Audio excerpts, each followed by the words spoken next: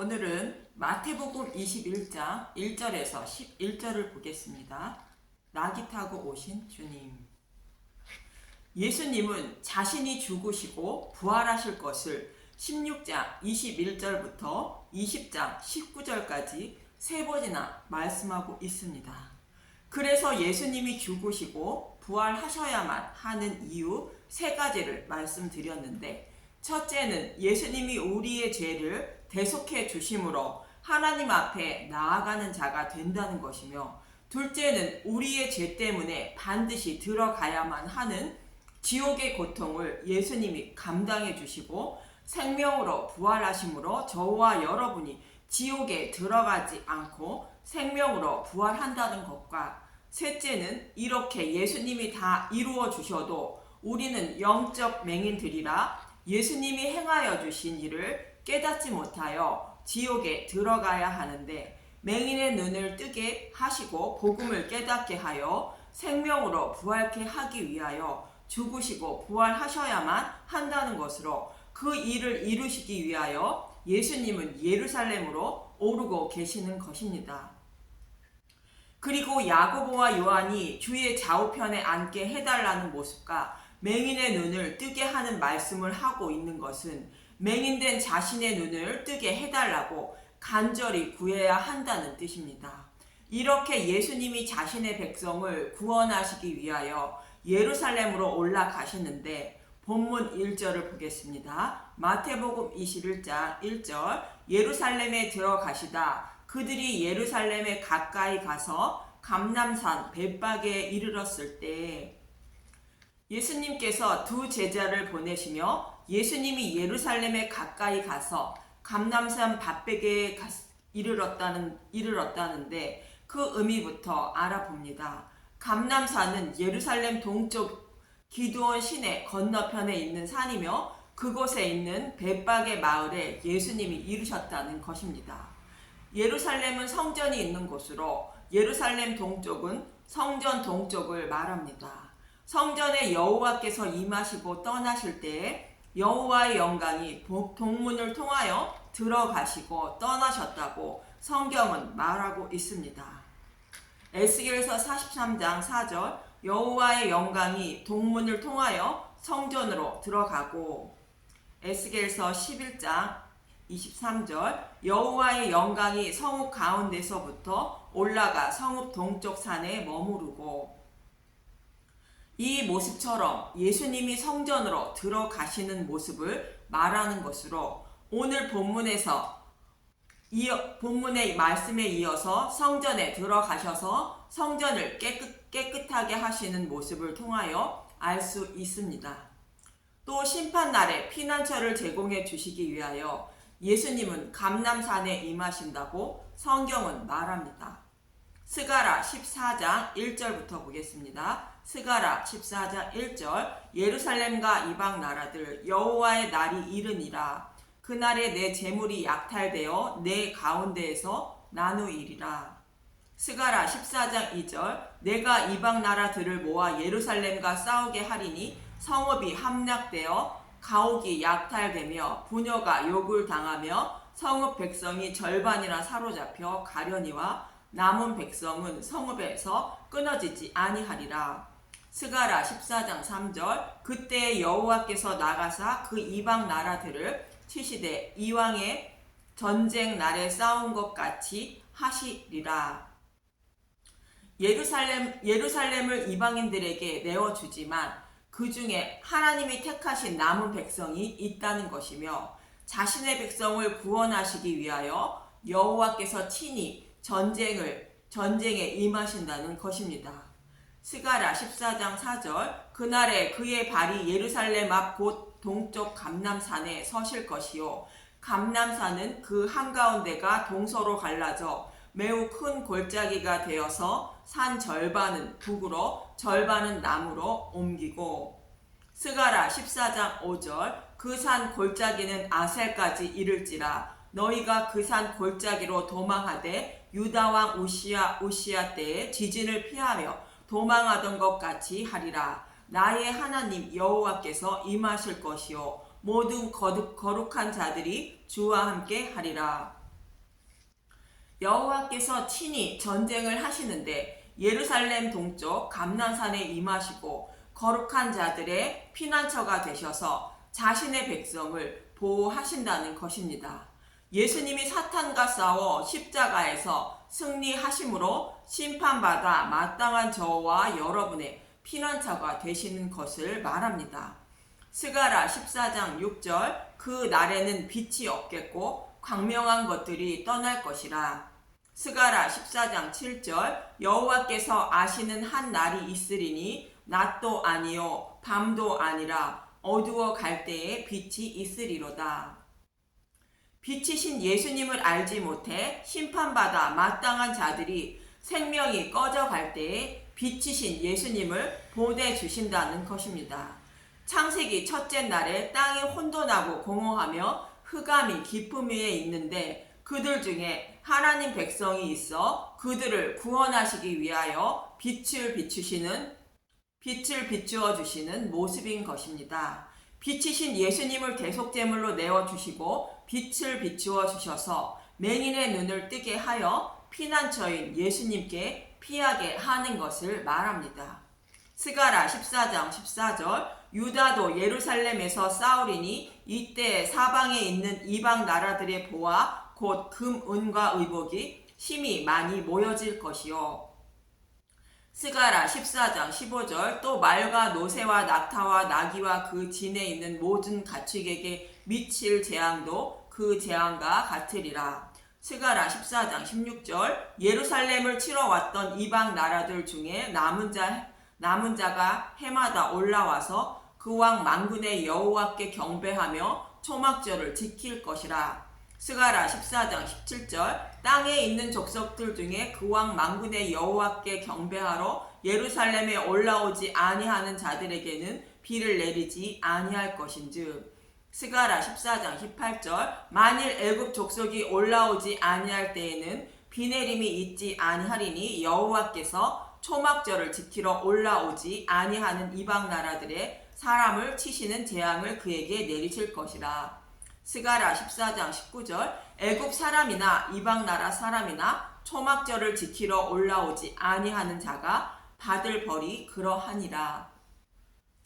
빛이신 예수님이 감람산에 임하여 전쟁을 하시면 유대인들도 이방인들도 모두 천국을 소망하며 살아야 한다는 의미로 초막절을 지켜야 한다고 말하는 것이며 그렇지 않은 자는 심판을 면하지 못한다는 것입니다. 이처럼 예수님은 맹인된 저와 여러분의 눈을 뜨게 하시고 피난처인 예수님께 피하게 하여 초막절을 지키게 하시기 위하여 감람산에 임하신 것입니다. 이 말씀을 이루시기 위하여 감람산에 임하신 것입니다. 본문 2절에서 3절을 보면 마태복음 21장 2절 이르시되 너희는 맞은편 마을로 가라. 그리하면 곧 매인 나귀와 나귀 새끼가 함께 있는 것을 보리니 풀어 내게로 끌고 오라. 마태복음 21장 3절 만일 누가 무슨 말을 하거든 주가 쓰시겠다 하라. 그리하면 즉시 보내리라 하시니. 여기서 매인 나귀와 나귀 새끼는 누구를 말하는 것일까요? 매인 나귀와 나귀 새끼는 저와 여러분을 말하는데 인류의 조상 아담과 하와의 죄로 인하여 모든 인류는 사탄에 매여 한평생 종노릇 한다고 성경은 말합니다. 갈라디아서 4장 8절을 보겠습니다. 바울이 갈라디아 교회를 염려하다. 그러나 너희가 그때에는 하나님을 알지 못하여 본질상 하나님이 아닌 자들에게 종노릇 하였더니. 저와 여러분은 복음을 알지 못했을 때는 본질상 사탄의 종노릇 하고 있었다는 것입니다. 그런 자들을 구원하시기 위하여 예수님이 육신의 몸을 입고 오심은 사탄의 노예로 살아가는 저와 여러분을 구원하시기 위하여 오셨다는 것입니다. 히브리서 2장 14절에서 15절을 보겠습니다. 히브리서 2장 14절 자녀들은 혈과 육에 속하였으며 그도 또한 같은 모양으로 혈과 육을 함께 지니심은 죽음을 통하여 죽음의 세력을 잡은 자 곧 마귀를 멸하시며 히브리서 2장 15절 또 죽기를 무서워함으로 한평생 매여 종로로 타는 모든 자들을 놓아주려 하심이니. 이 말씀처럼 저와 여러분은 사탄에 매여 한평생 종로로 타고 있는데 예수님은 이런 자들을 놓아주시기 위하여 육신의 몸을 입고 오셨다는 것입니다. 또 이러한 모습으로 살아가는 저와 여러분을 성경은 낙이라 표현하고 있고 나귀의 첫 새끼는 어린 양으로 대속해야 한다고 성경은 말합니다. 출애굽기 13장 12절에서 13절 출애굽기 13장 12절 너는 태에서 처음 난 모든 것과 내게 있는 가축의 태에서 처음 난 것을 다 구별하여 여호와께 돌리라. 수컷은 여호와의 것이니라. 태에서 처음 난 것은 우리의 장자이신 예수님을 상징하는 말씀입니다. 출애굽기 13장 13절 나귀의 첫 새끼는 다 어린 양으로 대속할 것이요 그렇게 하지 아니하려면 그 몫을 꺾을 것이며 내 아들 중 처음 난 모든 자는 대속할지니라. 이스라엘 백성들이 출애굽할 때 사람이나 짐승이나 애굽의 모든 처음 난 것은 죽임을 당했지만 이스라엘 백성들과 그에 속해 있는 것은 죽임을 당하지 않는 모습을 말씀하고 있는 것입니다. 이스라엘 백성과 그에 속해 있는 가축들은 유월절 어린 양이 대속해 주심으로 생명을 살린 것 같이 어린 양으로 대속해야 죽임을 당하지 않고 생명을 살릴 수 있다는 것입니다.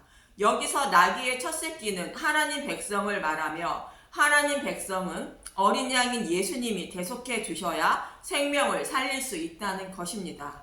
이 말씀처럼 하나님 백성인 저와 여러분이 사탄에 매여 한평생 종로를 타고 있는 나귀 새끼였는데 그 나귀인 저와 여러분을 어린 양으로 곧 예수님이 대속해 주시기 위하여 그 나귀를 풀어 끌고 오라 말씀하시는 것입니다. 본문 4절에서 5절을 보면 마태복음 21장 4절 이는 선지자를 통하여 하신 말씀을 이루려 하심이라 일렀으되 마태복음 21장 5절 시온 딸에게 이르기를 내 왕이 내게 임하나니 그는 겸손하여 나귀 곧 명예 매는 짐승의 새끼를 탔도다 하라 하였느니라. 이 말씀을 하고 있는 스가랴 9장 9절에서 12절을 봅니다. 스가랴 9장 9절 구원을 베풀 왕 시온에 따라 크게 기뻐할지어다. 예루살렘에 따라 즐거이 부를지어다. 보라 내 왕이 내게 임하시나니 그는 공의로우시며 구원을 베푸시며 겸손하여 나귀를 타시나니 나귀의 작은 것 곧 나귀 새끼니라. 스가랴 9장 10절 내가 에브라임의 병거와 예루살렘의 말을 끊겠고 전쟁하는 활을 끊으리니 그가 이방 사람에게 화평을 전할 것이요 그의 통치는 바다에서 바다까지 이르고 유브라데 강에서 땅끝까지 이르리라. 우리의 왕이신 예수님이 오시는데 기뻐하라는 것으로 육적인 전쟁을 위하여 오시는 것이 아니라 영적인 전쟁을 그치게 하시고 화평을 전하신다는 말씀입니다. 스가랴 9장 11절 또 너로 말할진대 내 언약의 피로 말미암아 내가 내 갇힌 자들을 물 없는 구덩이에서 놓았나니. 스가랴 9장 12절 갇혀 있으나 소망을 품은 자들아 너희는 요새로 돌아올지니라. 내가 오늘도 이르노라. 내가 내게 갑절이나 갚을 것이라. 약속의 말씀대로 예수님의 죽으심과 부활로 사탄의 노예로 살고 있는 감옥에 갇혀 있는 자들을 구원하신다는 것입니다. 그런데 물이 없는 구덩이와 갇혀 있으나 소망을 품은 자들아 피난처인 예수님께로 피하라는 것으로 성경에서 약속하신 메시아 언약의 말씀을 듣고 말씀을 믿고 소망하며 살아가는 자들아 피난처이신 예수님께 피하라는 것입니다. 이렇게 예수님이 피난처가 되시기 위하여 나귀를 타시고 예루살렘에 입성하신다는 것으로 피난처 되시는 예수님이 나귀인 저와 여러분을 이끌고 곧 타고 가시는 것을 말합니다. 나귀를 예수님이 타신다는 것은 나귀는 주인이 인도하는 대로 가야 하는 것으로 맹인인 저와 여러분을 예수님이 인도하셔서 구원하실 것임을 말씀하시고 있는 것입니다. 그럼 예수님이 타고 계신 나귀를 어디로 인도하여 구원하실 것인지 보겠습니다. 창세기 49장 10절에서 11절을 보면 야곱이 유다를 축복하는 장면입니다. 창세기 49장 10절 규가 유다를 떠나지 아니하며 통치자의 지팡이가 그 발 사이에서 떠나지 아니하시기를 실로가 오시기까지 이르리니 그에게 모든 백성이 복종하리로다. 규는 왕권을 가지신 예수님을 말하며 통치자의 지팡이는 목자로 오시는 예수님을 말하고 있습니다. 실로는 만왕의 왕이신 예수님을 말하고 있습니다. 그분이 오시면 천하 만민이 예수님께 복종한다는 것입니다. 창세기 49장 11절 그의 나귀를 포도나무에 매며 그의 암나귀 새끼를 아름다운 포도나무에 맬 것이며 또 그 옷을 포도주에 빨며 그의 복장을 포도즙에 빨리로다. 예수님의 옷을 포도주에 빨며 그의 복장을 포도즙에 빤다는 것은 예수님이 십자가에서 피범백이 되어 죽으신다는 뜻으로 우리가 받을 저주의 심판을 예수님이 대신 받으시는 모습을 말하고 있습니다. 그래서 그 십자가에 나귀와 암나귀 새끼를 맨다는 것으로 나귀인 저와 여러분을 십자가에 곧 복음에 매어 놓으시고 예수님이 흘리신 피로 깨끗이 씻어 주신다는 것입니다. 이렇게 우리의 모든 죄를 깨끗이 씻어 주시고 자신의 신부로 삼아 주시기 위하여 예수님은 나귀인 저와 여러분을 타시고 십자가로 인도하는 모습입니다. 본문 6절에서 9절을 보면 마태복음 21장 6절 제자들이 가서 예수께서 명하신 대로 하여 마태복음 21장 7절 나귀와 나귀 새끼를 끌고 와서 자기들의 겉옷을 그 위에 얹음에 예수께서 그 위에 타시니 마태복음 21장 8절 무리의 대다수는 그들의 겉옷을 길에 펴고 다른 이들은 나무 가지를 베어 길에 펴고 마태복음 21장 9절 앞에서 가고 뒤에서 따르는 무리가 소리 높여 이르되 호산나 다윗의 자손이여 찬송하리로다 주의 이름으로 오시는 이여 가장 높은 곳에서 호산나 하더라. 자신의 겉옷을 나귀 위에 얹고 길에 펴는 것은 백성들이 예수님을 왕으로 인정한다는 뜻이며 다윗의 자손이여 우리를 구원하소서라고 외치고 있는 것입니다. 하나님은 아브라함과 이삭과 야곱과 다윗의 후손으로 메시아를 보내주셔서 천하 만민을 구원하신다고 약속하셨습니다. 그 약속의 말씀대로 우리의 왕으로 예수님이 오셨고 약속하신 일을 이루시기 위하여 저와 여러분을 이끌고 십자가로 향하고 있는 것입니다. 그래서 저와 여러분을 십자가로 끌고 가시는 예수님의 모습을 보면서 호산나 다윗의 자손이여 찬송하리로다라고 외쳐야 하는 것입니다. 본문 10절에서 11절을 보면 마태복음 21장 10절 예수께서 예루살렘에 들어가시니 온 성이 소동하여 이르되 이는 누구냐 하거늘 마태복음 21장 10절 무리가 이르되 갈릴리 나사렛에서 나온 선지자 예수라 하니라. 갈릴리 나사렛에서 나온 선지자 예수라 말하고 있는 것은 마태복음 2장 23절의 말씀을 이루시기 위하여 예루살렘으로 오르고 계신 예수님을 말하고 있는 것입니다. 마태복음 2장 23절 나사렛이란 동네에 가서 사시니 이는 선지자로 하신 말씀에 나사렛 사람이라 칭하리라 하심을 이르러 함이러라. 나사렛은 갈릴리 지역에 있는 마을로 보잘것없듯 흑암이 가득한 멸시천대 받던 동네에 빛을 비추어 평안을 주시고 구원하러 오시는 예수님을 말하는데 이 말씀을 하고 있는 이사야 9장 1절에서 7절을 보겠습니다. 이사야 9장 1절 평강의 왕 전에 고통받던 자들에게는 흑암이 없으리로다. 옛적에는 여호와께서 스불론 땅과 납달리 땅이 멸시를 당하게 하셨더니 후에는 해변 길과 요단 저쪽 이방의 갈릴리를 영화롭게 하셨느니라. 흑암에 행하던 백성이 큰 빛을 보고 사망의 그늘진 땅에 거주하던 자에게 빛이 비추도다. 복음을 알지 못해 심판받아 마땅한 자들이 사는 곳을 말하는데 그들을 구원하시기 위하여 빛이신 예수님이 오시는 모습을 말합니다. 이사야 9장 3절 주께서 이 나라를 창성하게 하시며 그 즐거움을 더하게 하셨으므로 추수하는 즐거움과 탈취물을 나눌 때의 즐거움 같이 그들이 주 앞에서 즐거워하오니 이는 그들이 무겁게 먼 맹해와 그들의 어깨의 채찍과 그 압제자의 막대기를 주께서 꺾으시되 미디안의 날과 같이 하셨음이니이다.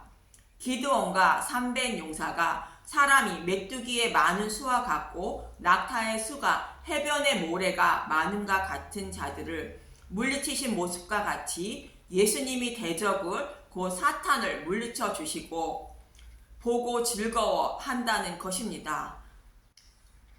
이사야 9장 5절 어지러이 싸우는 군인들의 신과 피 묻은 겉옷이 불에 섭같이 살라지리니 모든 전쟁을 그치게 한다는 것으로 군인들이 가지고 있는 전쟁 도구들을 모두 불태워 다시는 전쟁이 없게 하신다는 것입니다. 이사야 9장 6절 이는 한 아기가 우리에게 낳고 한 아들을 우리에게 주신 바 되었는데 그의 어깨에는 정사를 메었고 그의 이름은 기묘자라 모사라 전능하신 하나님이라 영존하시는 아버지라 평강의 왕이라 할 것임이라.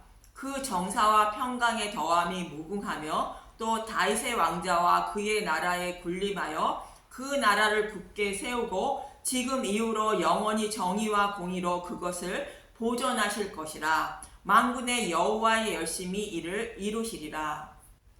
예수님이 십자가에서 모든 전쟁을 승리하셔서 전쟁을 영원히 그치게 하시고 평안히 살게 하신다는 것으로 사탄의 머리를 밟으신다는 것입니다. 이 일을 반드시 이루신다고 여호와께서 약속하신 것이며 이 약속의 말씀을 이루시기 위하여 예수님이 감람산에 임하셔서 나귀 새끼를 타고 예루살렘으로 오르고 계시는 것이며 나귀를 십자가에 메어 놓고 자신의 피로 깨끗하게 씻어주시고 구원해 주실 것이라고 나사렛에서 나온 선지자 예수라고 말하고 있는 것입니다. 그렇습니다. 예수님은 사탄에 매여 있는 맹인인 저와 여러분을 풀어 이끌고 십자가에 가서 십자가에 메어 놓고 자신의 피로 우리의 죄를 깨끗이 씻어 주시고 자신의 신부로 삼아 주시기 위하여 십자가로 향하고 있는 것입니다. 예수님이 우리를 이끌고 십자가로 향하는 것은 십자가 복음의 말씀으로만 우리의 죄를 씻음 받을 수 있다는 의미입니다. 그래서 저와 여러분이 해야 할 일은 맹인된 눈을 뜨게 해달라고 간절히 구하며 성경의 말씀을 매일 읽고 그 말씀 속에 예수님을 찾아내어 복음의 말씀을 매일 들어야 하는 것입니다. 그럴 때 우리의 죄를 깨끗하게 씻음 받음을 잊지 마시고 살아가는 저와 여러분이 되시길 간절히 기도합니다. 감사합니다.